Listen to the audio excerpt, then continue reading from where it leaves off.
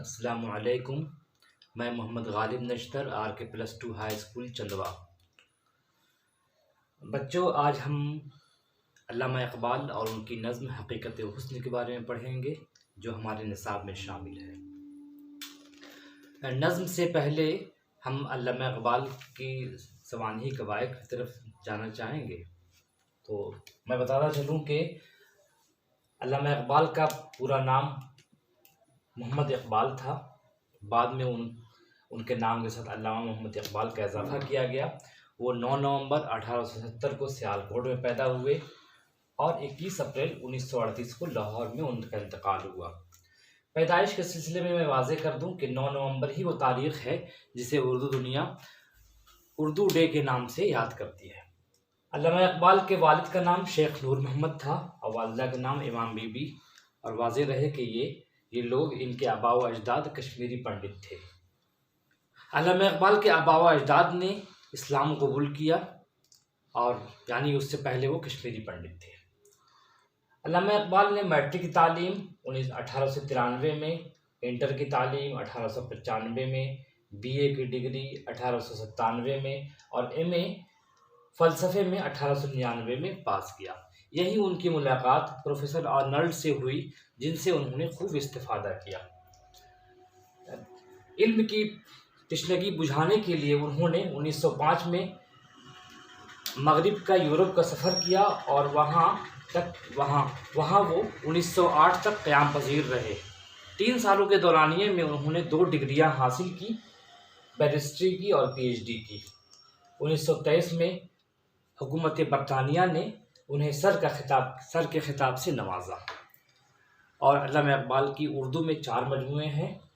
Number 1 बांगे दरा 1924, number 2 बाली जिब्राइल 1935, number 3 ज़र्ब Kaleem 1936, number 4 अरमगान हिजाज 1938। इब्तिदाई तीनों मजमूए खालिस उर्दू के मजमूए हैं।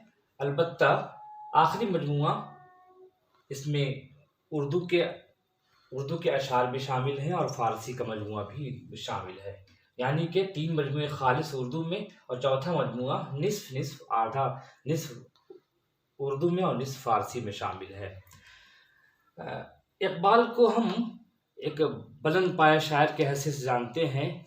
अगर उर्दू शायरी में बात हो, उर्दू शायरी के अदवार की या उर्दू के मोतबर शोरा की, तो हम मीर गालिब के बाद इकबाल का नाम लेना पसंद फरमाते हैं। बास लोग तो इकबाल को सबसे अव्वलियत का दर्जा देते हैं, लेकिन वो सबकी अपनी सवाबदीद पर मुनहसिर है। हमें बस अगर हमारे इम्तिहान में इस तरह के सवाल पूछे जाए सवानही कवायद के हवाले से, तो इतना लिखना काफ़ी है हमारे लिए। इससे ज़्यादा ना डिटेल में जाएं, क्योंकि याद करना बहुत मुश्किल है तलबा के लिए। नए तलबा हैं, उनके लिए दुश्वारी होती है। तो अल्लामा इकबाल की नज़्म हमारे निसाब में शामिल है, जिसका उन्वान है हकीकत हुस्न। हकीकत हुस्न ये नज़्म है, बहुत मशहूर नज़्म है, जो उनके पहले मजमूए बांगे दरा में शामिल है। तो सबसे पहले उसका मतन हम पढ़ लेते हैं, टेक्स्ट पढ़ लेते हैं। तो ये 14 मिसरों पर मुश्तमिल है। शुरू करते हैं। बिस्मिल्लाहिर्रहमानिर्रहीम। खुदा से हुस्न ने एक रोज़ ये सवाल किया, जहाँ में क्यों न मुझे तूने लाजवाल किया। मिला जवाब के तस्वीर खाना है दुनिया, शबे दराज़े आदम का फसाना है दुनिया। हुई है रंग तगय्युर से जो नमूद इसकी, वही हंसी है हकीकत ज़वाल है जिसकी। कहीं करीब था ये गुफ्तगू कमर ने सुनी, फलक पे आम हुई अख्तरे सहर ने सुनी। सहर ने तारे से सुनकर सुनाई शबनम को, फलक की बात बता दी ज़मी के महरम को। भराए फूल के आंसू क़याम शबनम से, कली का नन्हा सा दिल खून हो गया गम से। चमन से रोता हुआ मौसमे बहार गया, शबाब सैर को आया था सोगवार गया।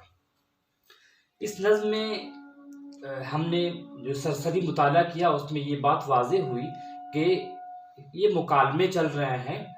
ये मुकालमे के अंदाज में, ड्रामाई अंदाज में इकबाल ने अपनी नज़्म कही है और एक आवाम के सामने एक फ़लसफ़ा ज़ाहिर किया है। और उसका मतलब ये है कि उन्होंने दुनिया की बेसबाती का ज़िक्र इस नज़्म में किया है। देखिए, हुस्न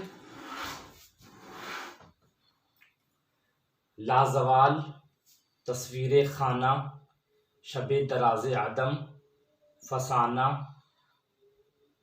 रंग तगय्युर, नमूद, हसीन, जवाल, हकीकत।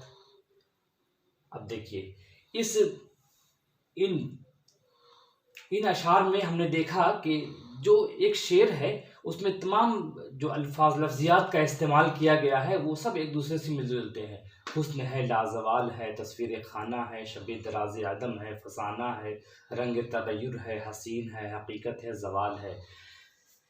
और अगले अशार की तरफ आएंगे तो ये कमर, अख्तर सहर, फलक, सहर, शबनम, ज़मीं, फूल, शबनम, कली, चमन,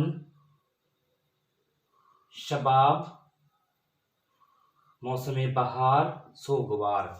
ये तमाम अल्फाज एक दूसरे से मिलते जुलते हैं और बाहर इनका एक कनेक्शन है। ये शायर पे लाजमी होता है, शायर की जिम्मेदारी होती है कि जिस तरह का शेर अपनी नज़्म में इस्तेमाल करे, लफ्जियात का इस्तेमाल उसी तरह से करता है वो। तो मैं तशरीह करता चलूँ।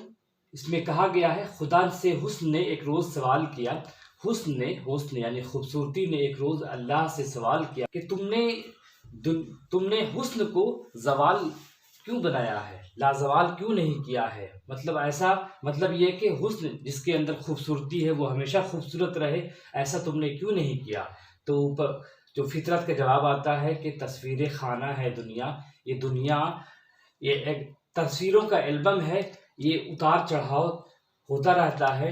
शबे दराज आदम का फसाना है दुनिया, और शब मतलब रात, दराज मतलब लंबा, लंबी रात के होने का फसाना है दुनिया। मतलब ये लंबी रात का होना ही फसाना, यही दुनिया है।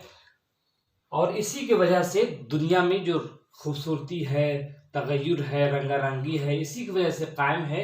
अगर एक शख्स हसीन है तो हमेशा हसीन रहेगा, और एक हसीन नहीं है तो वो ज़िंदगी भर वैसा रहेगा। इसीलिए खुदा की कुदरत में ये ऐसा कारखाना है, ऐसा निगार खाना बनाया है अल्लाह ने कि तमाम चीज़ें हमेशा यकसा नहीं होती हैं। तो ये बातें हो रही थी खुदा और हुस्न के माबैन। तो इसी बात को कहीं करीब था ये गुफ्तगू कमर ने सुनी। कमर मतलब चांद ने ये गुफ्तगू सुन ली, और चांद हम लोग मिसाल देते हैं, चांदनी खूबसूरती की मिसाल है, तो उसने सुनी। और कमर का रिश्ता फलक से है, फलक मतलब आसमान, तो फलक पे आम हुई ये बात। और किसने, तो फिर अख्तर सहर ने सुनी। अख्तर बोलते हैं अख्तर सहर, सुबह का सितारा, सुबह के सितारे ने सुन ली, कमर ने सुन ली, फलक में भी चर्चा आम हो गया। सहर ने तारे से सुनकर सुनाई शबनम को। सहर सुबह ने, जब सुबह हुई तो सुबह ने तारे से ये बातें सुनकर शबनम को सुनाई। शबनम ओस को बोलते हैं, जो सुबह के वक्त मतलब सूरज निकलने के बाद ये नमदार गिरने वाली चीज़ है। ज़मीन, फलक की बात बता दी ज़मीन के महरम को, और फलक की बात जो आसमान में बात चल रही थी उसने ज़मीन के महरम को बता दिया, ज़मीन के राजदार को बता दिया। भर आए फूल के आंसू पयामे शबनम से, और फूल भी सुबह खिलते हैं और शबनम भी सुबह तो होती है। तो फूल के आंसू, देखिए मुमासलत कितनी है, फूल और शबनम। शबनम जो फूल में गिरते हैं, उसने कहा वो फूल नहीं, वो शबनम नहीं है, बल्कि फूल के वो आंसू हैं, और वो आंसू गिर रहे हैं। कली का नन्हा सा दिल खून हो गया गम से, और फूल का की मुमासलत की वजह से कली लाया, और शबनम की, तीनों की मुमासलत है, इसको बोलते हैं ये हमें तनासुब। तो कली का नन्हा सा दिल खून हो गया गम से, और इसका भी दिल गम से खून हो गया, क्योंकि कली को लोग यानी फूल को लोग खूबसूरती के तौर पर इस्तेमाल करते हैं, तो इनका दिल गम से हो गया। चमन से रोता हुआ मौसम बहार गया। मौसम बहार को भी हम अच्छी अलामत के तौर पर देखते हैं, तो कह रहा है चमन से, चमन यानी ये जो कली, फूल, शबनम, ये सब कहाँ पे दस्तयाब है, चमन में। तो चमन से रोता हुआ मौसम बहार गया, बहार का मौसम रोता हुआ चला गया, यानी अच्छे दिन चले गए। शबाब सैर को आया था, सोगवार गया। शबाब जवानी के दिन, जवानी सैर को आया था, घूमने टहलने आया था, और वो उदास होकर चला गया। मतलब हमने देखा कि पूरी नज़्म में इकबाल ने दुनिया की बेसबाती को ज़ाहिर किया है और ये बताने की कोशिश की है कि दुनिया में कोई हर चीज़ फ़ना होने वाली है सिवाय एक ज़ात के जो वहदहु ला शरीक है। बहुत शुक्रिया।